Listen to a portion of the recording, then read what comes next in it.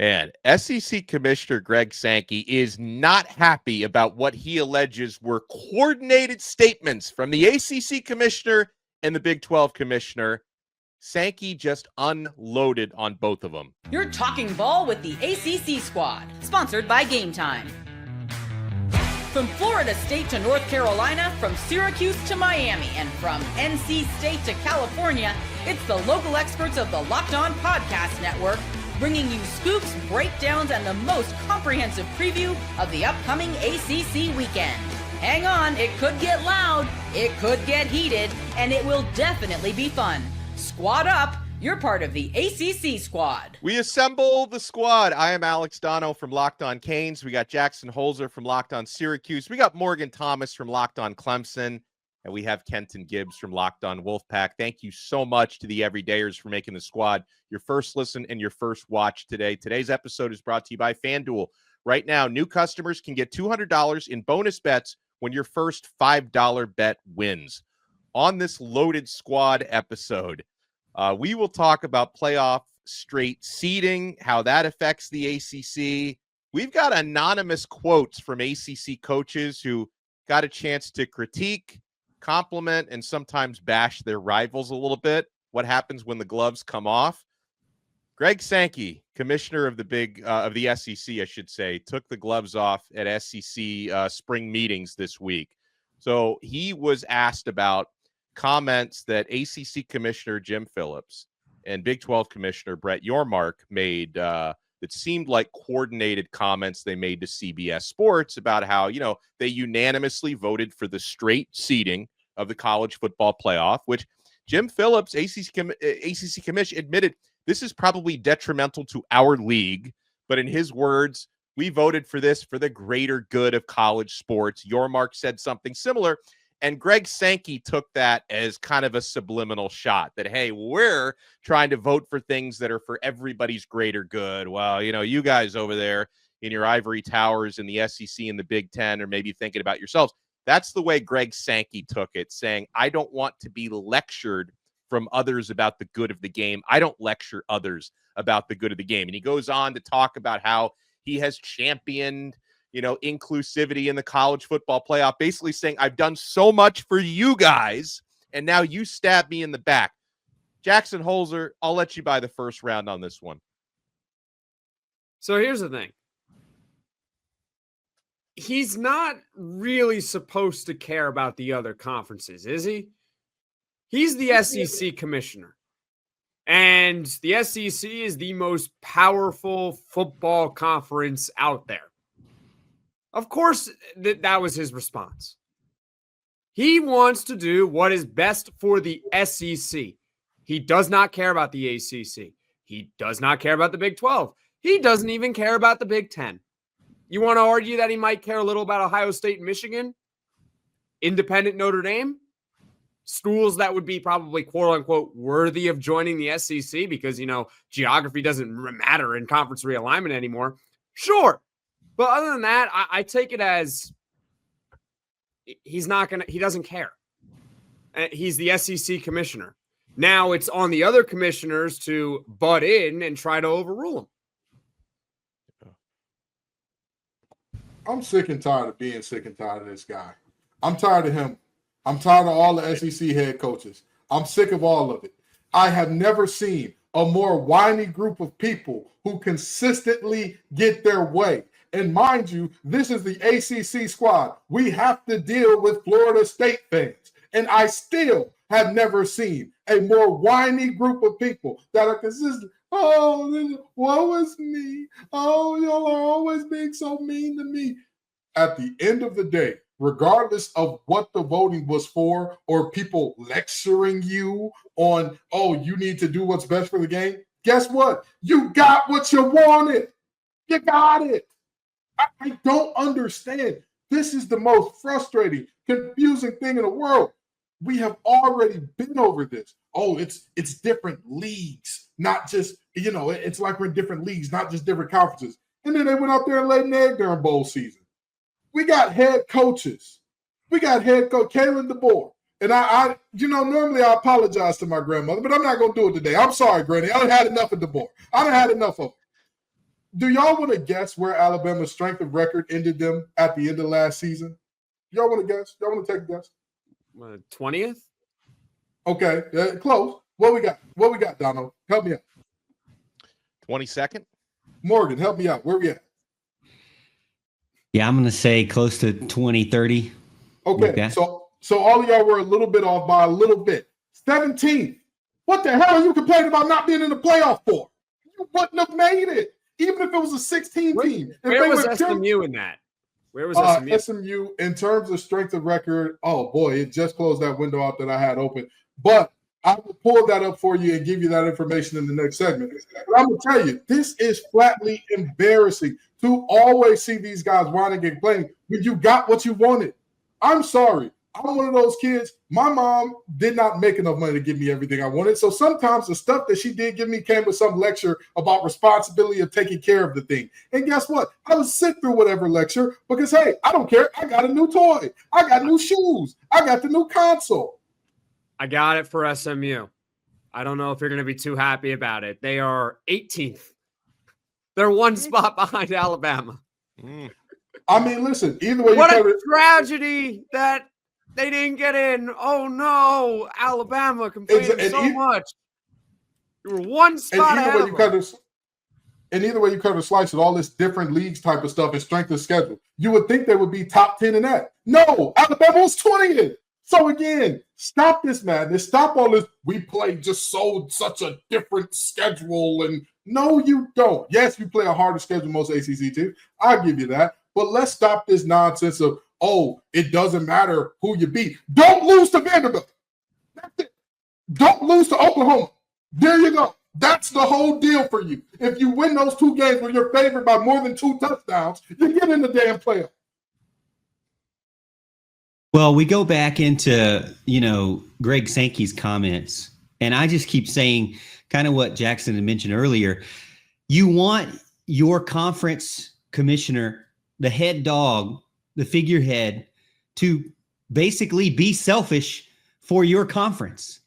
Why does the ACC stick around with a guy who is last time I was on this show, what did you tell me? Oh, he just fell over and bowed down to Clemson and Florida State. And I had the biggest smile from room to room, right?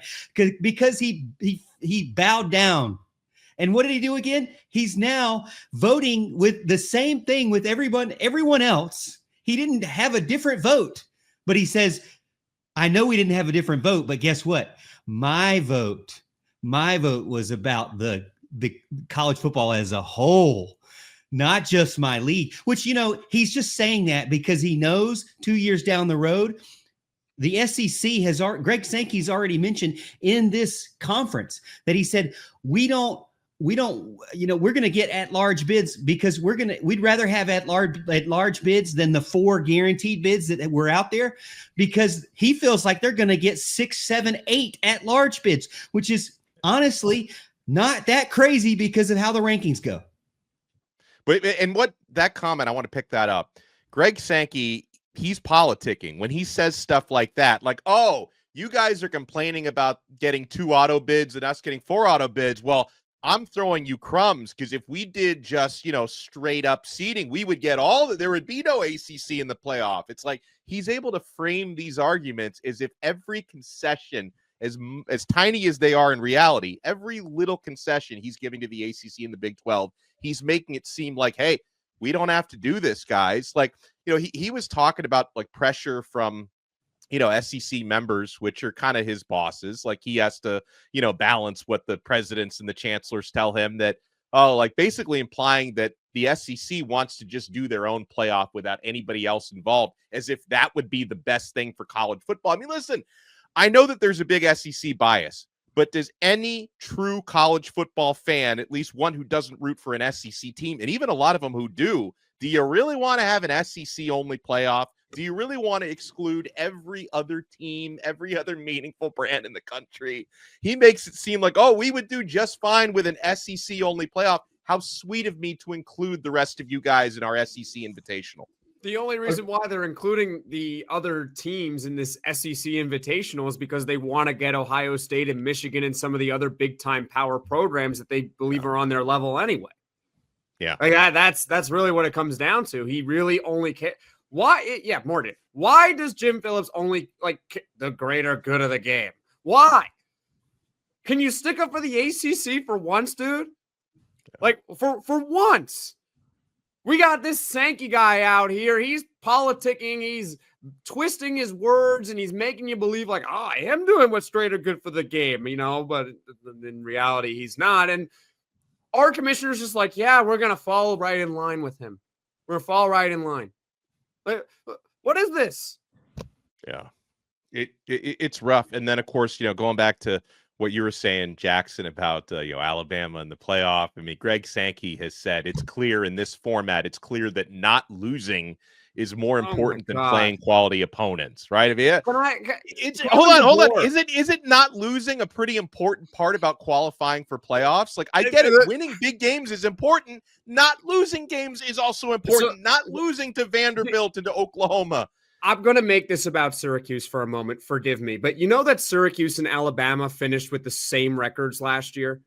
Mm-hmm. One team was considered for the college football playoff. One team did not come close. And Syracuse fans, I mean, most realistic Syracuse fans, we weren't complaining about not being considered because you know what? We accepted. We went 9-3. We did some really good things, but we also got shellacked by Pitt.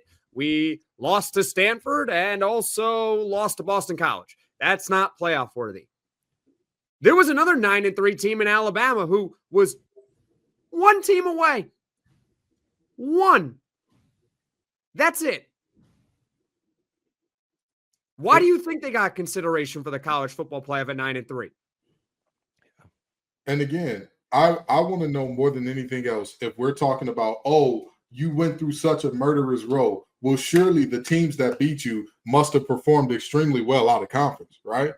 Surely Oklahoma must have lit it up out of conference. They couldn't have lost to an American Conference team like Navy by double digits. They couldn't have done that. Oh, surely that Vanderbilt team that, they beat Virginia Tech. Surely Virginia Tech must have been a power in the ACC last year, right? Kyron Jones, Offensive Player of the Year, something like that, didn't he? No? Oh, no, that was his cousin who won it, not him. Oh, yeah. Oh, well, at least somebody's going to have Offensive Player of the Year to cook out. It's embarrassing. It's embarrassing. And again, I want to argue more than anything else. I'm a proponent of line it up. Line it up. Let's see what happens when you put guys on the field and make those results matter. If Florida comes out there and shellacks Miami this year, hey, that's a big hit to the ACC. If LSU comes out there and says, we're the real Tigers and puts belt the Clemson behind, hey, that's a big knock to the ACC, the same way it was when Georgia dominated Clemson last year. But at the end of the day, you as an entire conference cannot ride that. Your team still have to win their games. That's just a fact. You're not going to tell me that Vanderbilt is some powerhouse. This ain't baseball. They're not. They're not that. So let's knock it off, man. Let's make it so that, again, all this politicking and all this, I'm going to say what I want to say about they're talking about the greater good of the game. You've gotten every concession, brother. What more do you want? Do you want them to literally kiss your throne or something? This is come on. So. This is the kid at the candy store that wants literally every single piece of candy, and his parents are telling him, no, you can have every one of them except for this one. And the guy complains about not having this one piece of candy because he wants everything. The Augustus group of conferences. Pretty much. Well, it's bad enough when the ACC is getting torn down by outsiders, but when they start tearing at each other from within, you got to hear some of these comments. Athlon Sports, every single year, they get from every conference these anonymous quotes from ACC coaches talking about their conference rivals. Now, Kenton and I earlier this week on Locked On ACC talked about a few of these, including Clemson and Miami. We haven't broken down the NC State comments, and we haven't broken down the Syracuse comments. There's a couple of those in there that are so contradictory. I mean, it's hard to see two different people seeing Syracuse two opposite ways like this. You want to keep it locked right here, my friends. We're only getting started on the ACC squad. And we're only getting started with FanDuel Folks, the NBA playoffs are in full swing. They have been awesome. So have the Stanley Cup playoffs. Every night deserves and delivers highlight-worthy performances, major momentum shifts, and can't-miss moments. Whether it's a game-winning shot or a breakout player, there's never been a better time to get in on the action. FanDuel makes it easy to stay in the game before tip-off and live. Guys, live betting is such a game changer. You could be betting on player props and lines that are adjusting and adapting throughout the game. Sometimes you don't have a good feel before the game starts, but you get a hunch during the game. Performance trends, same game parlays. Fans have more ways than ever to play smart and win big. And if you're new to FanDuel, another great thing about FanDuel is whether you're an experienced sports bettor or you're just looking to get into it because you see all your friends having so much fun, it is so easy and it's so user-friendly. And it's the perfect time to sign up because when you head to FanDuel.com and place your first $5 bet right now, if it wins, you'll get $200 in bonus bets. Make every moment more with FanDuel, official sports betting partner of the NBA. Thank you for making the Locked On ACC Squad your first listen. Alex Donno from Locked On Canes, Morgan Thomas from Locked On Clemson, Kenton Gibbs from Locked On Wolfpack, Jackson Holzer from Locked On Syracuse. And so, yeah, I'm gonna get the physical copy pretty soon. I have some long flights ahead of me for the Athlon Sports Preview magazine. But one of my favorite features that they do is when they get these anonymous coaches that, you know, sometimes they say really nice things, other times the gloves come off. So I'm looking at the comments that anonymous ACC coaches made about Syracuse. I want to start with that because a couple of these, Jackson, are so contradictory. One ACC coach said about Syracuse, the biggest culture change at a program in our league for sure. Another coach said they're not a really good run team, and it's going to hurt them more with an inexperienced quarterback. So hold on. Does Fran Brown have a good culture, or is Syracuse not a well-run team? Can't be both, can it? I read it as they're not good at running the football. Kenton's on mute. He's trying to talk. Might be right. They're not a good run team. I would have thought running. Okay, maybe you're right. I was thinking that they're not a really good run team as far as running the football. I mean, if one coach is saying they're not a really good run program, I mean, like, you need to go look at Syracuse just a couple of years ago, and I don't know what that is. If this is not good, then a couple of years ago, that's how I read it. So I don't know if it was really you're probably right about that. You're probably right about that. Kenton is still on mute here. I thought the same thing as Jackson. See, that's the big SEC lobby trying to keep me down. That's Granny still, you know, she's got, you know. But anyway, the reality is I agree. I thought that it was the same thing, especially with the quarterback part at the end saying, the quarterback is, you know, inexperienced quarterback. But who can say that that's a poorly run team? You know what I mean? Like, I want to know. I mean, who would say that's a poorly run team? I mean, you could say that Trevor they're not Pena wanted more money as this year, but like they've got a murderous row of a schedule. But outside of that tough schedule, I mean, you've got to love Fran Brown, especially their initiative to get all the players jobs in their majors. I said, oh my God, he's changing the game. He's a big time coach. Yeah, a couple of other comments on Syracuse. Fran Brown is a rising star. He's attacking recruiting in the portal in a way that the program has never seen. But don't expect another 10-win season this year. Right now, their roster looks like it's going to be a little less talented as they transition into a more consistent approach to recruiting high school. So I guess, and also, Jackson, the schedule looks, it's the toughest in the ACC this year. Oh, yeah. I would say that never seen is a little bit of a stretch. I mean, 30 years ago, they were pretty good in recruiting and they would have some really, really good teams. But I mean, if you're talking about recent history, I mean, we haven't seen this in over 2 decades. So I get what you're trying to say there. They have a tough schedule. And they're going to have an inexperienced quarterback. I don't know what's going to happen. I'm just going to eat popcorn. Brother, Donovan McNabb ain't walking through that door. You know. I know. It really this is the best recruiting that they've done in Syracuse in forever and a day. All right, talk about some 30 years ago. It's the same thing as ever to most people. You weren't even alive then. You know what I mean? Hey, I'm 23. Yes. 23. You wasn't even a glimmer in your pop's eye yet, brother. You was a long way off. I was born, and I was born, and then after I was born, Syracuse basketball won the national championship a year later. So you're welcome. Hey, you're good luck. Well, let me get to a couple season of Syracuse basketball with me on this earth. They won the championship. So you're that, and so you're that man. That makes me feel old. So it now, wasn't Carmelo I was Anthony like, and Jim Boeheim. It was me. Yeah, I was like 18, 17, I guess. I'm 40. Yeah, man. Man, I feel old. Let me get to some of the NC State comments from anonymous coaches, Kenton. This is one of the most consistent programs in our league. Man, that was a softball. Another one, Dave Doran has done a great job adjusting and rebuilding the roster over the years. The issue has always been how NC State is perceived. They'll have really strong seasons with breakout guys, and then they always fail to take that next bigger step. Let me read one more, Kenton, then you can circle back to a couple of those. Right now, it's easier to justify them being in that 8-win range because they're lagging in NIL. The expectations and reality are pretty far off in that regard. So what do you think about the failure to take the next step? And do you feel that they're lagging behind in NIL? So the NIL portion, I see the argument. My only problem with that, you lost to Wake Forest last year. You can't tell me you're behind Wake Forest in NIL. You can't tell me, you're behind some of the teams that you lost to recently.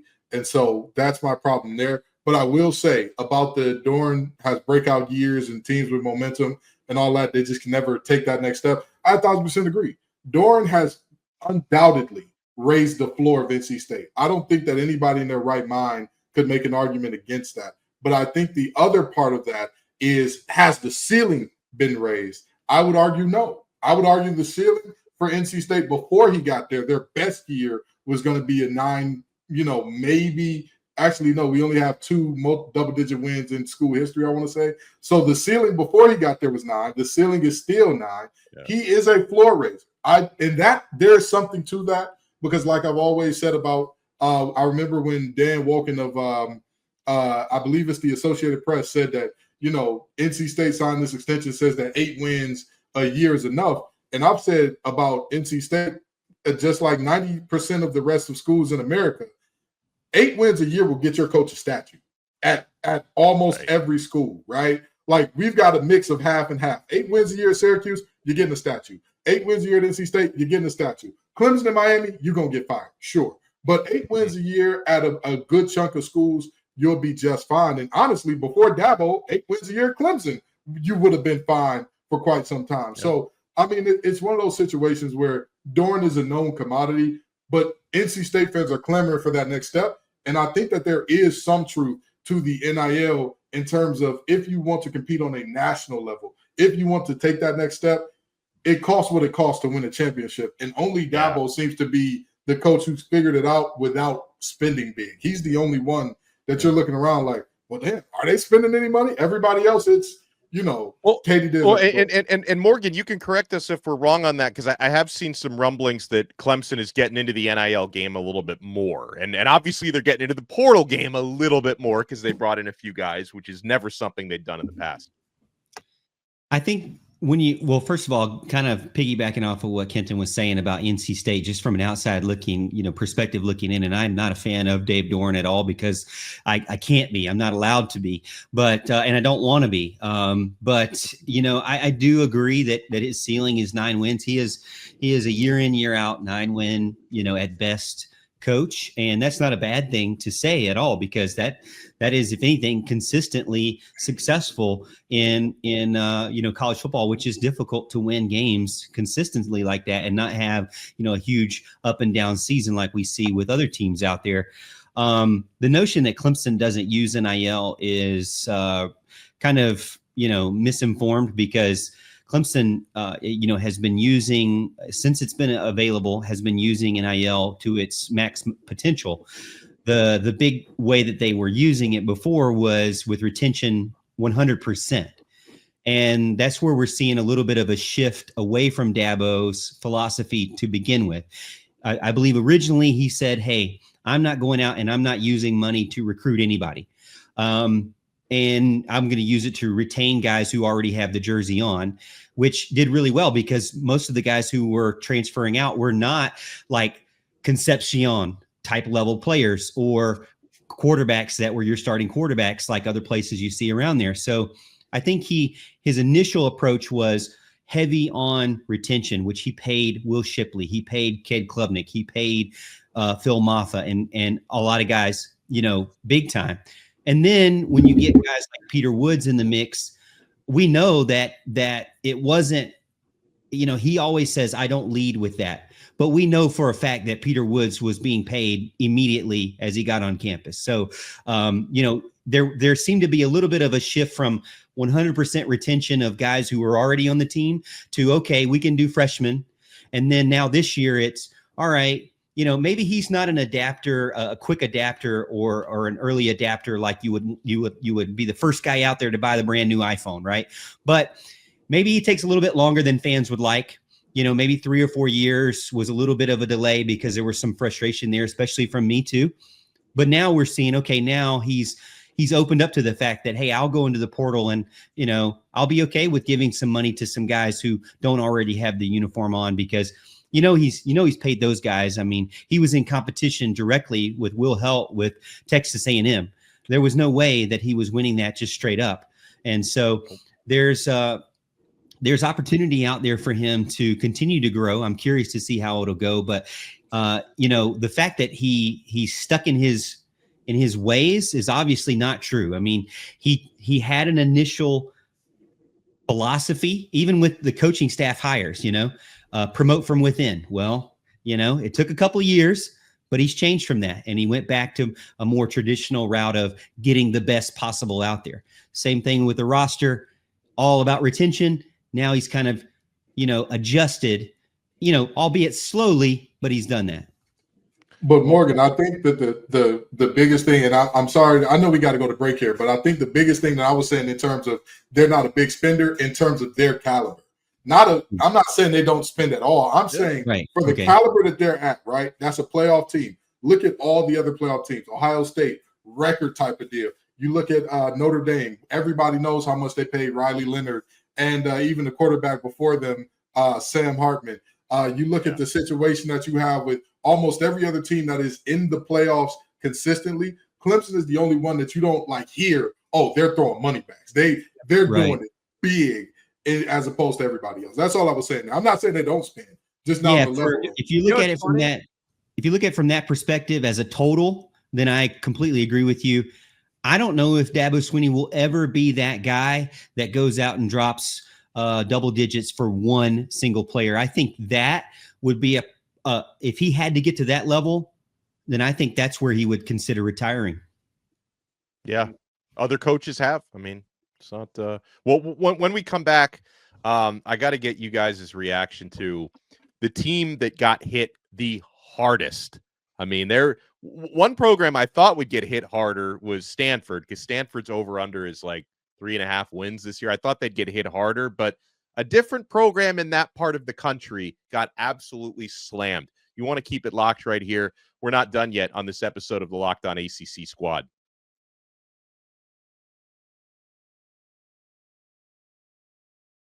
And after you make us your first listen, make sure to check out our other shows. Morgan Thomas hosting Locked On Clemson does an awesome job. Jackson Holzer, Locked On Syracuse. Kenton Gibbs, Locked On Wolfpack. I host Locked On Canes. I'm Alex Donno. So I thought, guys, they went a little soft on Stanford, considering they had, a coach fired over a scandal, and then you've got an interim head coach and Frank Reich coming in that have said he's not going to stay longer than a year. It seems like a mess there, transfer exodus and all that. But they went a little soft on Stanford, but they did not go soft on the Cal Golden Bears. There are 3 quotes here, gentlemen. First quote, this program is in serious trouble. Last year, they were really good on defense, and they had good offensive pieces, but they've lost their top linebackers and running backs in the portal. Next quote, they're a bad fit for the league in every way, and they're trying to break in a new offensive staff with no NIL because the boosters want to put GM Ron Rivera in charge of the program instead of the head coach. I'm not sure I've ever seen anything like what's happening here, And this is all before they have to start grinding it out cross country for a few more years. A third quote, it's a complete mess, and Justin Wilcox should just go DC somewhere. I mean, let me, because I've already talked to Kenton about this. I know Jackson's got a hot take, but Morgan, let me get your reaction first, because there's like I looked through all the comments about every team.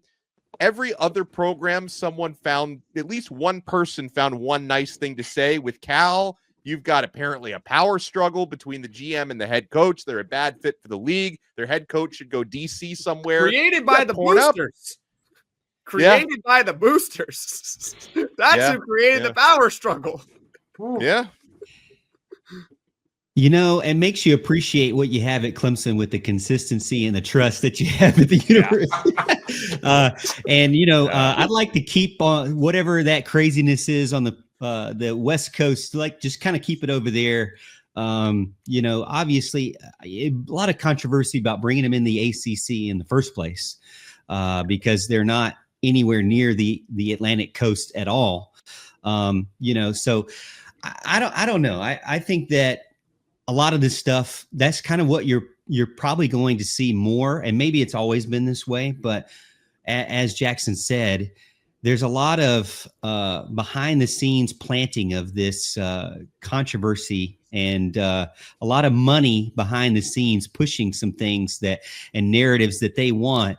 Like I said, I'm just thankful that Clemson seems to have it, knock on wood, together right now. But, you know, a lot of times when you have athletic directors who let these things go wild, that was one thing I was concerned about with Clemson too. You know, Graham Neff's young.